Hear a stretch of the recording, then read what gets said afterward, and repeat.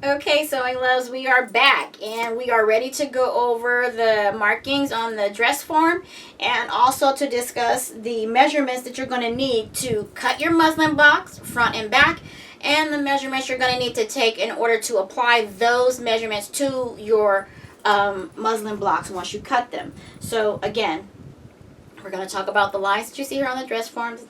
We're also going to talk about how large the piece of muslin that you need to cut for the front and the back bodice and how to determine that. And then we're going to take some measurements that you're going to need to apply to the muslin block once you cut it. Okay, so that's what we're going to talk about in this section right here. So first, of course, you already see the style lines here on the guides here on my dress form already. I thought it would be best for the sake of the video to go ahead and do that in advance so that I don't block the camera shot as I'm talking to you about why we have them and what we're doing. Okay, now I want to be clear that one, you do not need to make this mark here on your neckline, and you do not need a center front line or a center back line. I simply did that for the video so that it would be easier for you to see exactly where I am and what I'm talking about.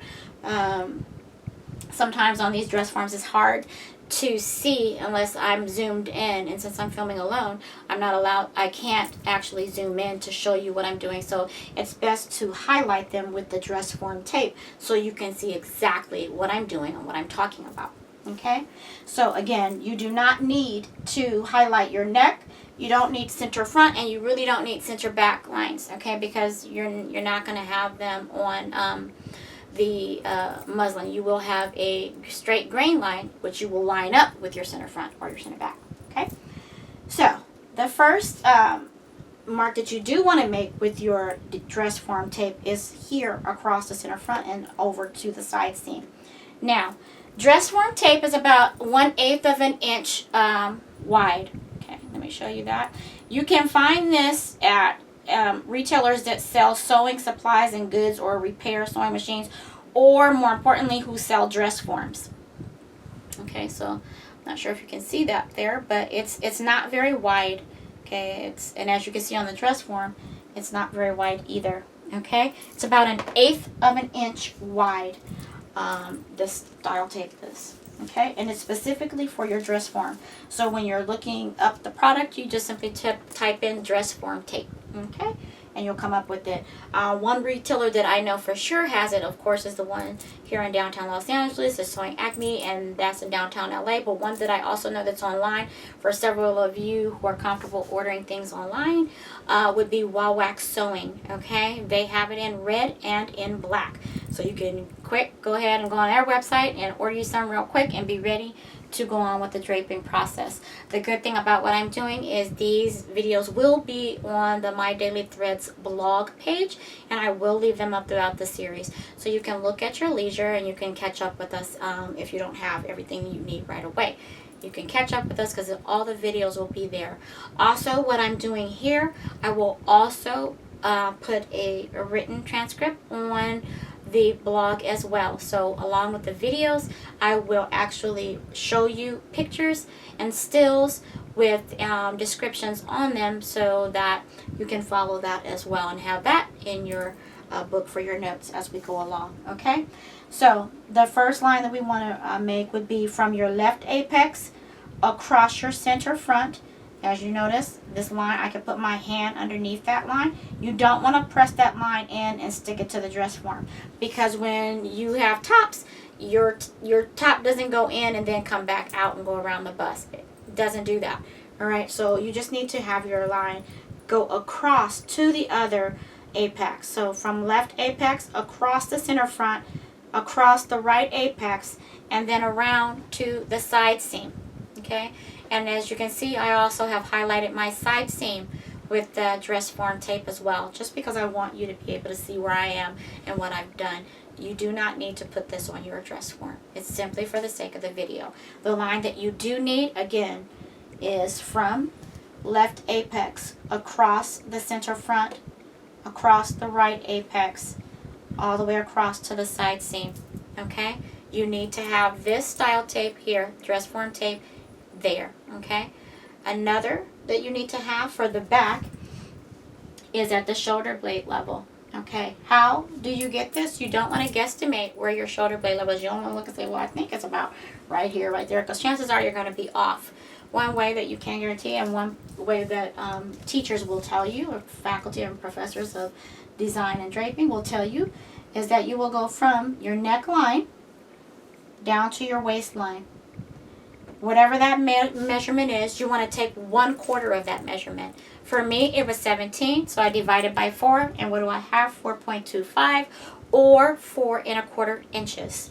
So I will come from the neckline center back intersection, which would be right here, and I will measure down 4¼ inches. From there, I will square a line across, which is what I did, square a line across, and that is your shoulder blade level. You do need this line as we're going to be draping. Okay, so you want to make sure that you have this line at the shoulder blade level on your dress form. And you want to make sure that you have the one going across both the left and right apex, center front, all the way around to the side seam. Those are the 2 lines that you're going to need on your dress form with your dress form tape. Because as we make markings on our muslin, we're going to line those markings up with these lines here on the dress form. Okay? So those are the 2 things that you do need. All right. So let's go into how large the muslin blocks you need to cut are going to be. And yeah, it really is. You can't, many times, and I will attest to it, I've been lazy and I just like cut me a big old square and just went for it. And when I look at it, I'm like, man, that dart ain't even on the princess liner. That's way off. And then when I was truing it, I had to go through all this extra trouble because I had screwed it up when I was draping, just trying to skip ahead and be fast, and didn't do the right thing. So you really should measure out your blocks. One, it saves you muslin and money, and it means you're going to accurately translate the measurements from this onto the muslin, and you won't have to worry about it. Okay, so let's go ahead. I'm going to set this down right here. All right, so the length of your muslin, determining how long the muslin piece should be for the front bodice block, you will go from the neckband all the way down to the waistband, and you're going to add 4 inches. Okay, so whatever that measurement is from the neckband, not your neckline. Remember, there are 2 different things. This is your neckband. This is your neckline. Okay, we're here. Neckline is here. Neckband is up here. Okay, so you want us to go at the top of your waistband, putting your measurement, your thing here, going down the center front to the waist, and then adding 4 inches. So whatever that measurement is, add 4 inches. Okay, that is your length of your front muslin block. Okay, that's the length. Your length is on your straight grain. Remember, in previous lessons we talked about on the blog, straight grain, cross grain, what muslin is, what type of muslin. I went through all of that and I posted it, and it is still there. So if you didn't have a chance to look at that, you really need to go look at that if you don't have a firm grasp of grain lines. I know a lot of people, we always think we do. Even when I got a school, I thought and I was cutting pants on the grain line and wonder why it was twisting and turning and it didn't fit. It's like, oh, I've made these pants before. It's never done that. Well, you know why? Because I didn't pay attention to my grain lines. I was just cutting, either being tired or just trying to be quick and get out. And I noticed most areas that it happened was right there in the leg and in the crotch area is where it always happened to kind of twist and be kind of off, because it had ended up stretching, and as I ironed it and as I sewed it, it was kind of disformed. So you really do want to know your grain lines, and you want to mark your straight grain. The length of the block is on your straight grain. Okay, the width measurement that we took going across the apex, center front, apex to the side seam, that is on your cross grain. Okay, so this measurement is on your cross grain. Cross grain. Okay, apex, cross center front here, all the way to the side seam. That's on your cross grain, and you want to take that measurement from center front. So you don't need to put this apex here. You want to go from center front, across the apex, all the way around to the side seam, and add 4 inches there as well. Okay, center front, cross right apex to the side seam, and add 4 inches. Okay, and again, that, when you do that, that is going to be on your cross grain. Remember, your cross grain is from salvage to salvage edge, okay? From salvage to salvage edge is your cross grain. That is what this is going to be cut on. Why? Basically, your cross grain, it has some give to it, okay? It will have some give to it. You would need that in your bust, and when your chest expands, when you move, when you go forward, when you move back, you're reaching, all that. You need that fabric to move. Not so much with your length. When you're stretching, you're not looking for your top to stretch. That's not what it is. You want the expanding of your chest and the movement in your bust area and your chest area and here in your abdomen. You want that to be able to expand as you move and breathe. So you always want to cut that. It's best to cut that on your cross grain, okay? So just keeping that little point in mind. Cross grain measurement here, straight grain measurement here. Okay, all right. So that is how you measure the front bodice block. Same for back. You will go, only one difference is you will go from the top of the neckband, of course, down to the waistline, just as you did for the front. You're doing it for the back, and you're going to add 4 inches as well. Many people will say, well, you only need 2 or 3. I still just go with 4 to keep it even all the way around. Just easier for me to keep up with it that way, okay? So top of neckband to the waistline, and then I'm adding 4 inches. All right, again, that is the length of your back bodice block, muslin block. The back length that you're going to cut, piece of muslin you're going to cut, this is the length. Top of neckband down to the waist plus 4 inches. Now remember, although you made a shoulder blade level mark here, this is not the widest part of your back. It's not.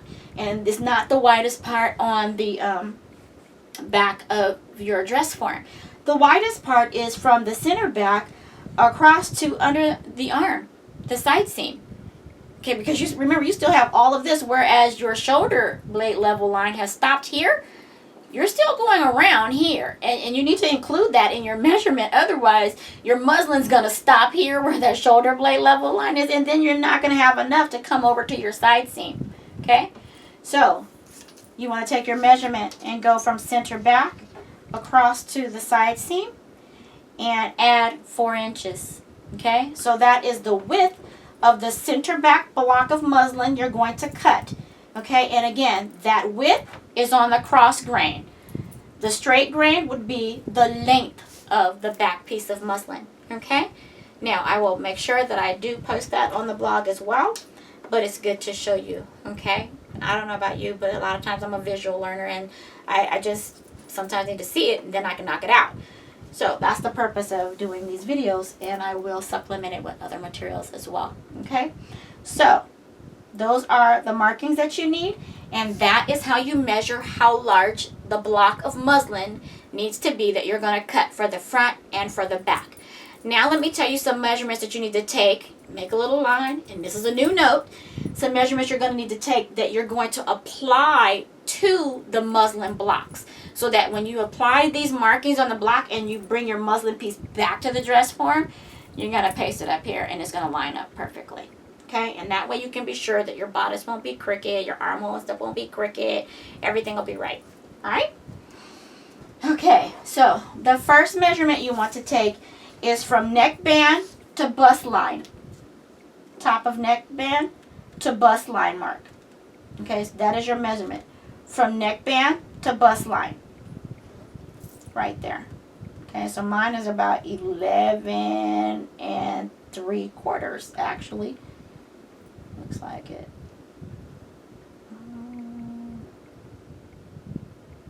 Yeah, right about 11 3/4. All right.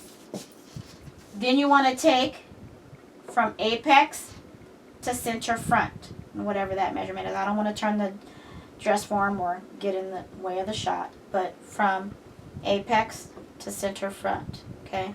I will know what that measurement needs to be. You want to take that one, all right? So you have top of neck band to bust level. Then you have from apex to center front. You want to drop that measurement down.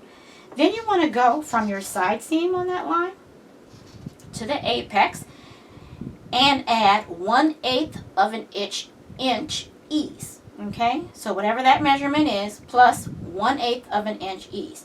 Side seam to apex plus 1/8 of an inch ease. Okay, write those measurements down. We're going to use them to mark our muslin. Okay, for the back, you already have part of the measurement. You already have your measurement down, which for me was 4 1/4 inches at my shoulder blade level.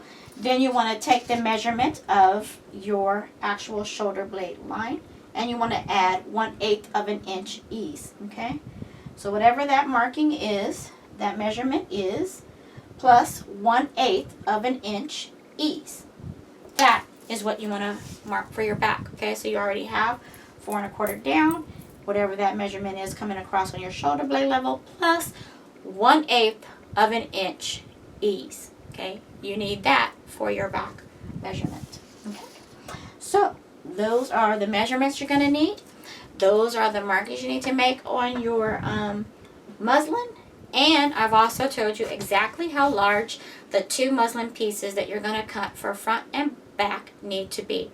Remember, the length of your muslin pieces need to be cut on the straight grain.